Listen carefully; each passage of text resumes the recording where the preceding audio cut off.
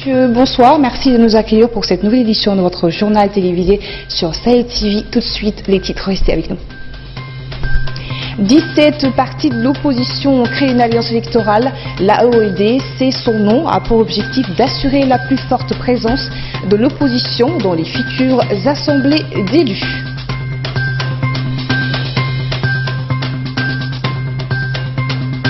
Les professeurs de l'enseignement secondaire se mobilisent pour la satisfaction de leur plateforme revendicative. Ils ont organisé un sit-in devant le ministère de l'Éducation nationale. L'espoir renaît pour les habitants de la Sokojim-Pest. Ils commencent à retourner dans leur maison à la faveur des travaux d'évacuation des eaux pluviales. Voilà pour les titres, rebonsoir. 17 formations de l'opposition ont convenu de se soutenir mutuellement lors du second tour des élections législatives municipales et régionales prévues en septembre prochain. Un accord électoral en ce sens a été signé aujourd'hui lors d'une conférence de presse au siège du Rassemblement des forces démocratiques. Les signataires sont FMDU, RFD, INAD, Sawab, El-Watan, RD et CDN. 2 points essentiels figurent dans le document. Le premier pour un soutien de toute formation qui arriverait au second tour. Le second, le suivi de ce qui a été appelé les violations que pourraient connaître les scrutins de septembre prochain. Écoutons Bamamadou Alassane du parti Plège. L'AOED a pour objectif de faire aboutir la demande de changement démocratique qui se manifeste avec force dans le pays pour l'avènement d'un état de droit en Mauritanie. D'assurer la plus forte présence de l'opposition au niveau de l'Assemblée nationale et des conseils régionaux et municipaux pour faire barrage à toute tentative du pouvoir pour se maintenir. Voilà, c'était Bamamadou Alassane du parti Plège. Je vous le disais en titre, sitting du syndicat indépendant des professeurs de l'enseignement secondaire, CIPES. Ces professionnels de l'éducation s'étaient donné rendez-vous devant le ministère de l'Éducation nationale pour protester contre la non-satisfaction de leur plateforme revendicative. Parmi celles-ci figurent l'adoption et l'application du statut particulier des professeurs du secondaire en vue de leur reclassement, l'augmentation des salaires, la définition d'une politique de logement permettant aux professeurs d'être prioritaires. D'autres doléances concernant également l'organisation du concours d'accès à l'enseignement supérieur aux professeurs du secondaire détenteurs de diplômes de 3e cycle. Nous venons aujourd'hui dénoncer ce refus de traiter nos doléances et la nécessité que l'on donne un meilleur traitement à l'ensemble des doléances du secteur de l'enseignement secondaire. Donc nous voulons que le ministère de l'Éducation nationale ouvre un partenariat plus ouvert, plus correct avec les acteurs de l'enseignement secondaire que nous sommes, qui ne réclamons que la satisfaction de nombreuses doléances qui sont légitimes et qui sont en nature de développer d'une meilleure façon l'enseignement secondaire au profit bien sûr des professeurs, des élèves et de toute la nation. Voilà, le constitutionnaliste mauritanien Ahmed Salem ou le Boubout, de renommée internationale, est décédé hier soir dans un hôpital de Nouakchott où il subissait des traitements. Où le Boubout était l'un des experts constitutionnels les plus célèbres en Mauritanie. Il est également professeur à l'université de Nouakchott. Avec nous sur ce plateau ce soir, le professeur Lorgoulmont, un ami du professeur. Merci professeur d'être avec nous ce soir. Merci. Voilà, je comprends l'émotion, la tristesse que vous éprouvez suite à la disparition de votre ami et collègue. C'est l'occasion de lui rendre un ultime hommage. Merci beaucoup. Donc, je suis moi aussi, évidemment, pour les raisons que vous venez d'évoquer, pour des raisons d'abord personnelles, parce que c'est un ami sincère, un ami de très très très longue date, et aussi pour des raisons liées à profondeur de la perte que subit notre pays avec la disparition de Ahmed Salem Boubout.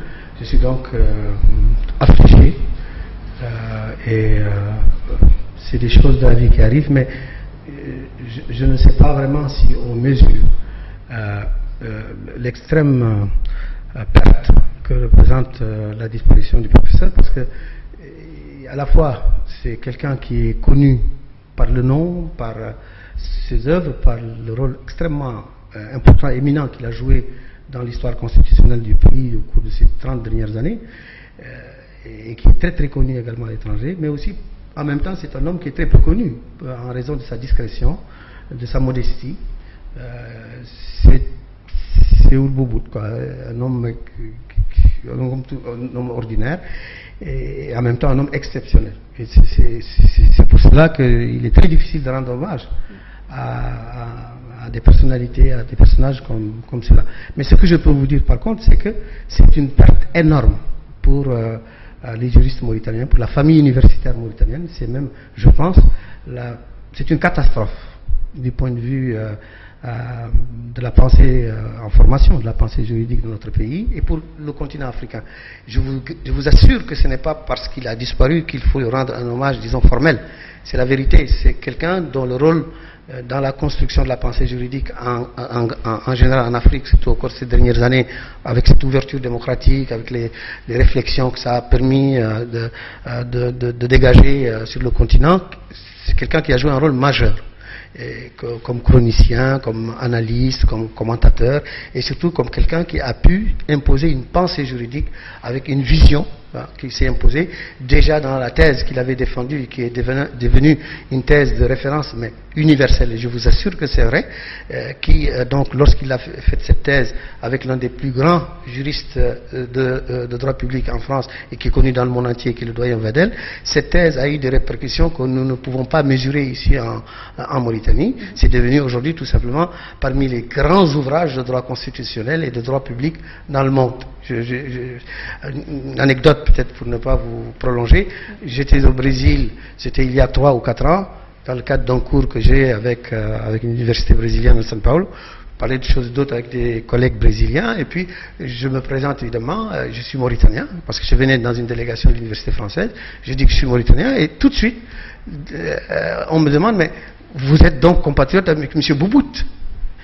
Et moi je tombe de nuit, je l'ai vu d'ailleurs après, je lui ai dit, je lui ai raconté l'anecdote parce qu'on était tellement proches qu'on était devenus des cousins à plaisanterie, lui et moi, et c'est quelque chose d'extraordinaire. C'est un personnage central du droit africain de ces dernières années. Nous sommes bien sûr, la disparition de M. Boubout nous affecte tous également, mais l'homme a rendu un grand service à la nation, vous venez de le dire tout de suite. Qu'est-ce qu'on peut retenir de l'homme, qu'est-ce qu'on peut retenir en quelques mots de M. Boubout? Je vous l'ai dit, c'est d'abord un monsieur qui est d'un sérieux extraordinaire, c'est-à-dire de quelqu'un qui a consacré sa vie à son orientation professionnelle, c'est-à-dire d'être juriste. Il n'a pas voulu mêler le droit à autre chose. C'est l'un des débats que j'ai avec lui. Moi, je fais de la politique, c'est que personne. Il se moquait de moi d'ailleurs en me disant toujours que je suis un faux juriste, je suis un juriste inachevé. C'est le terme qu'il aimait prononcer à mon égard. Il n'a pas tort d'ailleurs. Ou peut-être même je suis un juriste de pure forme. Mais lui, il avait pris le droit pour ce qu'il était, c'est-à-dire comme une science, et il s'y était consacré. C'est d'ailleurs peut-être l'une des raisons qui explique qu'il n'a jamais occupé des grandes fonctions. Et il n'y a pas une fonction en Mauritanie qu'il n'aurait pas mérité d'occuper compte tenu de ce qu'il était, de sa formation, etc. Il n'a jamais vraiment voulu faire ce qu'il faut, et on sait ce qu'il faut pour occuper certaines fonctions en Mauritanie. Il n'a jamais voulu le faire parce que c'était d'abord un juriste. Et ça, c'est une marque des très grands penseurs. Et en droit, c'est quelque chose d'incroyable. Eh bien, merci professeur Logomo d'avoir répondu à nos questions sur Ahmed Salem Boubout. J'aurais voulu que ce soit sur une autre circonstance, mais bon, je vous remercie. Merci beaucoup. Dans la suite de l'actualité, l'assainissement, c'est le talon d'Achille des autorités de la gestion des eaux de ruissellement à Nouakchott. Elles se sont attelées vainement des années durant à régler ce problème hérité des années 58. À chaque chaque saison hivernale, les habitants de Nouakchott ont la peur au ventre, la peur d'être inondés. Mais cette année, à la faveur des travaux initiés par une société chinoise pour l'évacuation des eaux pluviales, les habitants espèrent vivre un hivernage sans encombre. Reportage signé Seré Sidibé. Comeback timide des habitants de la Soko-Jimpes. Ils avaient abandonné leurs habitations des années durant à cause des inondations. Les stigmates des eaux sont encore visibles à l'image de cette mosquée réhabilitée et désormais praticable. En revanche, cette école primaire reste encore inopérationnelle. Depuis qu'on est venu ici, il y avait beaucoup de délos. C'est vrai qu'actuellement, Délo est diminué un peu. On n'a pas vu Délo. Mais Délo, quand il va confirmer que Délo est parti, c'est après pluie, ou bien plein pluie. C'est là-bas qu'il se constate. Les gens ils se disent c'est le chinois là. Je ne sais pas ce que c'est chinois là. Mais avant, avant les Chinois viennent ici, il y avait beaucoup de Délo. Il y avait de Délo, beaucoup. Mais maintenant, c'est bien diminué. C'est bien diminué, très bien. Il y a beaucoup de gens qui sont retournés chez eux.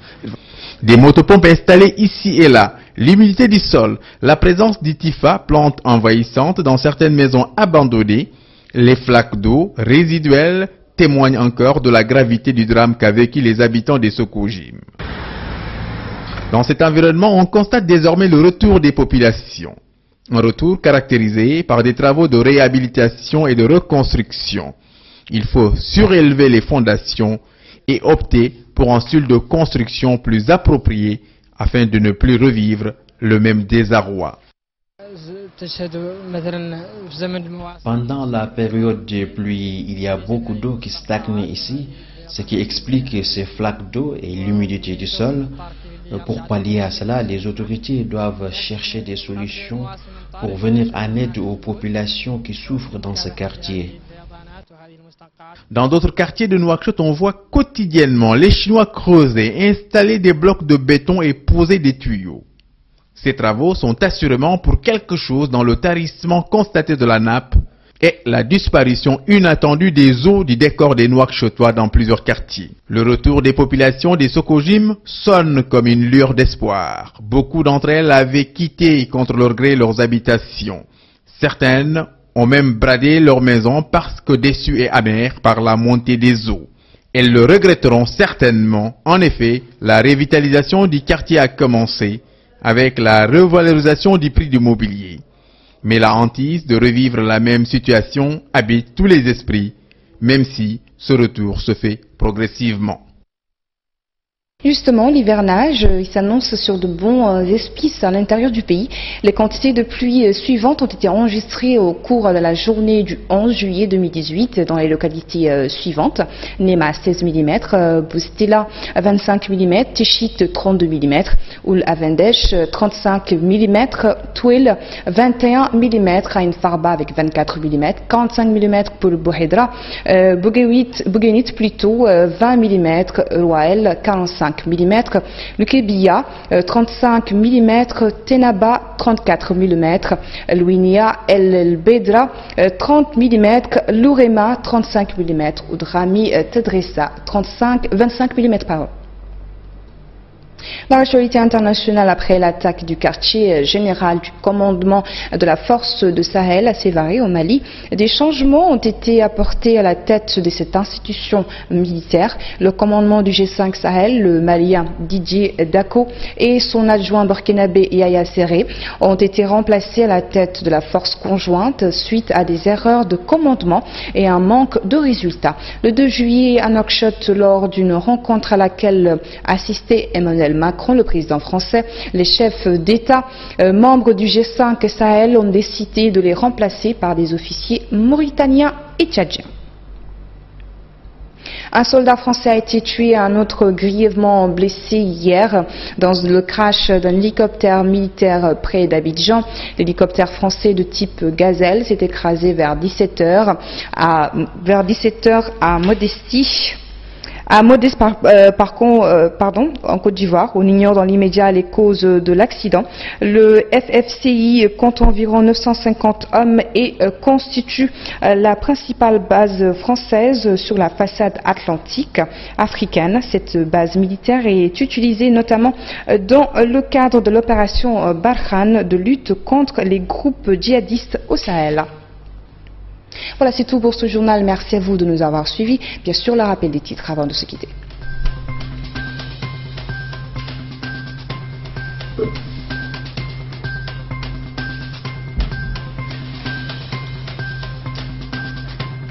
17 partis de l'opposition ont créé une alliance électorale, AEOD. C'est son nom, a pour objectif d'assurer la plus forte présence de l'opposition dans les futures assemblées d'élus. Les professeurs de l'enseignement secondaire se mobilisent pour la satisfaction de leur plateforme revendicative. Ils ont organisé un sit-in devant le ministère de l'Éducation nationale.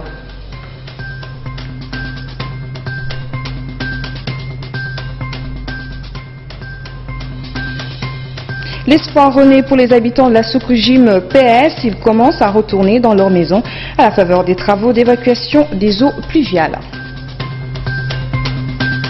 Merci mesdames et messieurs pour votre suivi. Excellente suite de programmes sur Sahel TV et bonsoir.